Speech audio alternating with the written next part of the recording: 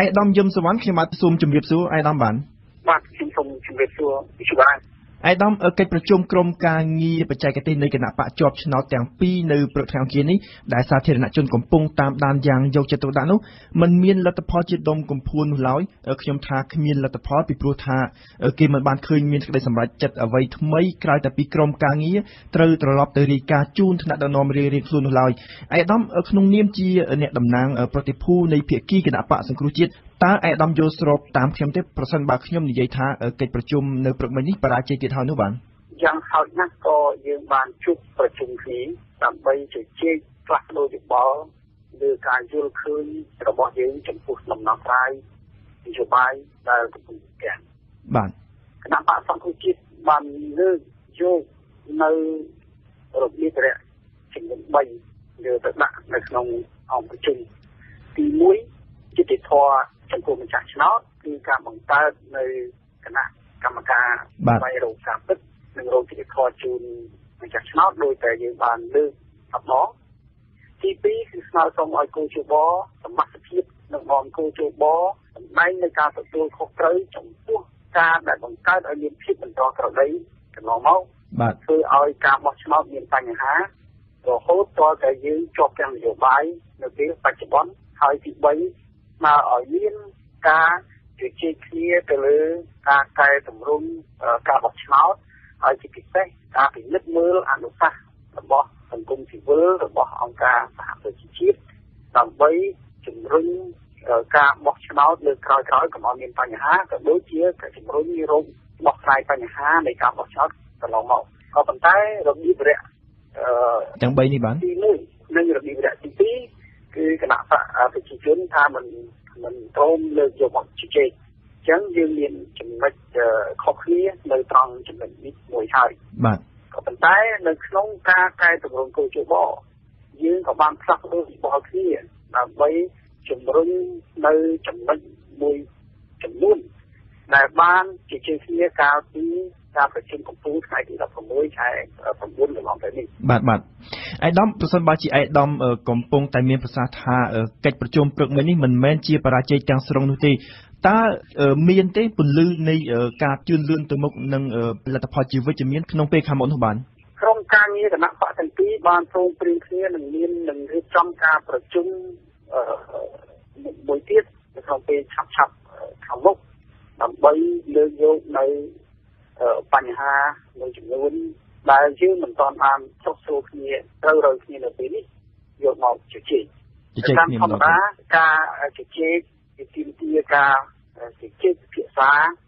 សម្រាប់អ្វីនេះវាត្រូវតែទីមទាការជជែករវាងក្រុមការងារជាមួយនឹងថ្នាក់ដឹកនាំកម្ពុជាបាទខ្ញុំយល់ឃើញថានៅពេលនេះយើងគ្រាន់តែថយមួយរយៈសិនដើម្បីយើង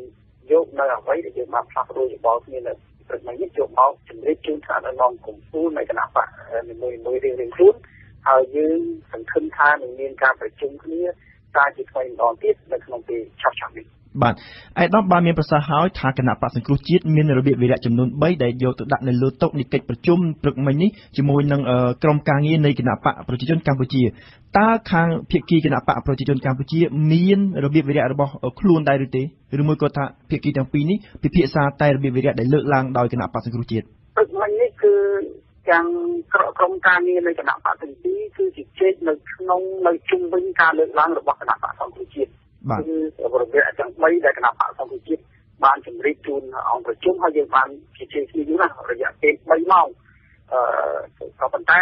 នៅទីបញ្ចប់គឺយើងពុំបានព្រមព្រៀងគ្នានៅលើចំណុចណាមួយទេពីព្រោះថា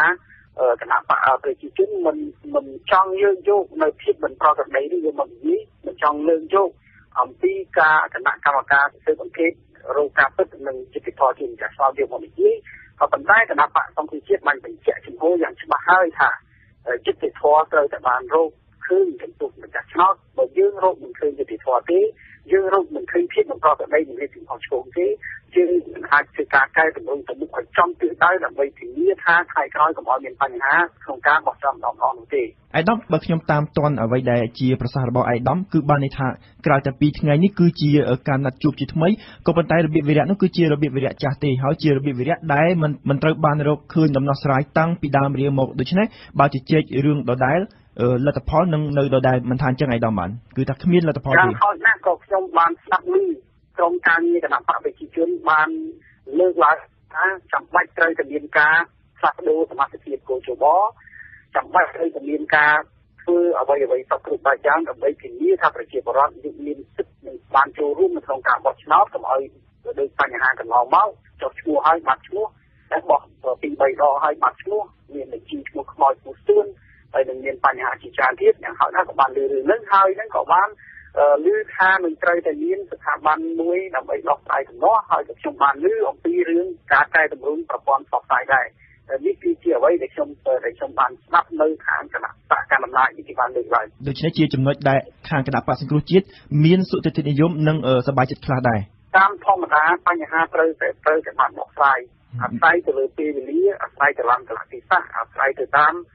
ការឆន្ទៈនយោបាយទៅតាមការជឿនឃើញការតម្កល់ផលប្រយោជន៍ជាធំផលប្រយោជន៍ជារដ្ឋជាធំរបស់គណៈបកកណ្ដាលអំណាចធំទាំងពីរហ្នឹងបាទត្រង់ចំណុចនេះអាយដាមខ្ញុំបាទចង់ជំរាបចំនួនមួយគឺថាអាយដាមថាតើអ្នកនយោបាយខ្ញុំនិយាយក្នុងក្របខ័ណ្ឌអ្នកនយោបាយជារួមទេមិនថាគណៈបកណាឬក៏គណៈបកណានោះទេអ្នកនយោបាយតើមានបានគិតទេអំពីការធុញទ្រាន់របស់ពលរដ្ឋម្ចាស់ឆ្នោតខ្ញុំមិននិយាយអំពីអ្នកគ្រប់គ្រងនិន្នាការនយោបាយខាងណានោះដែរប្រសិនបើការចរចាគ្នាច្រើនដងពេកទៅពិសេសគ្មានដំណោះស្រាយទៅមុខលឿនឆាប់រហ័សនោះប្រជាពលរដ្ឋលោកអាចធុញទ្រាន់ដែរមិនថាអញ្ចឹងអាយដាមបានខ្ញុំបានលើប្រជាពលរដ្ឋតែលើកឡើងថា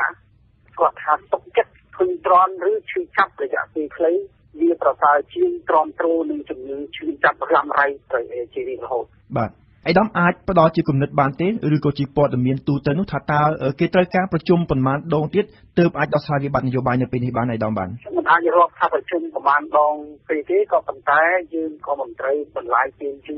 ណាស់ដែរពីព្រោះយើងដឹងស្រាប់ហើយសេដ្ឋកិច្ចជាប់គាំងបញ្ហាវិនិយោគជនបញ្ហាចេញមកពីបរទេសបញ្ហាជំនួយបរទេសបញ្ហាសេដ្ឋកិច្ចគឺសុទ្ធតែជាបញ្ហាដែលត្រូវតែរងចាំការដំណោះស្រាយនយោបាយនិងស្ថិរភាពនយោបាយដែលប្រកបដោយយុត្តិធម៌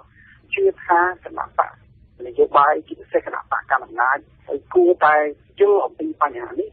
ហើយរួមគ្នាដោះស្រាយបញ្ហាឲ្យបានឆាប់តាមជាអាចធ្វើទៅបានដូច្នេះការជួបប្រជុំនៅលើកក្រោយនេះទៀតអាចនឹងធ្វើទៅនៅពេលណាដែរក្នុងសប្តាហ៍នេះតែម្ដងឬយ៉ាងណាបានបាទកាលពីក្នុងប្រជុំគណៈបកអង្គគ្រឹះជាតិបានស្នើសុំឲ្យក្រុមការងារគណៈបកទាំងពីរជួបនៅថ្ងៃទី7ជួបនៅរសៀលថ្ងៃទី7ក៏ប៉ុន្តែក្រោយមកដោយមិនទាន់បានចេញនៅសេចក្តីថ្លែងការណ៍រួមណាមួយសេចក្តីប្រកាសព័ត៌មានរួមណាមួយគណៈបកវិជនក៏បានលើកឡើងថាមិនទាន់បានកំណត់ការប្រជុំបាននៅឡើយទេតែគណៈបកសង្គ្រោះជាតិចង់ឲ្យមានការប្រជុំឲ្យបានឆាប់ដើម្បីស្រោះបោះស្រាយឲ្យបានឆាប់រោគធ្វើម៉េចកុំឲ្យជាប់ទាំងនយោបាយបន្តទៅទៀតបានន័យថាចាប់ពីពេលនេះទៅគណៈបកទាំងពីរនឹងធ្វើការជាមួយគ្នាតាមរយៈទូរស័ព្ទខ្សែទូរស័ព្ទបានដើម្បីណាត់ជួបគ្នាជាថ្មីបាទខំធម្មតាតទៅជួបមកដោះស្រាយបានបើមិនជាជួបធ្វើម៉េចដោះស្រាយបានពីព្រោះក្នុងការរកដំណោះស្រាយនយោបាយមានតែពីរទេទី1គឺសង្គ្រាមទី2គឺចរចាគឺជាដោះស្រាយដោយសន្តិវិធីជាការពិតដំណោះស្រាយដោយសង្គ្រាមដោយហិង្សាគឺយើងមិនអាចចូលទេហើយយើងក៏មិនជឿលើយើងដែរហើយមានតែដំណោះស្រាយដោយសន្តិវិធីនិងជួបការចរចាគ្នាតែប៉ុណ្ណឹងបាទការមកចរចាដោយសន្តិវិធី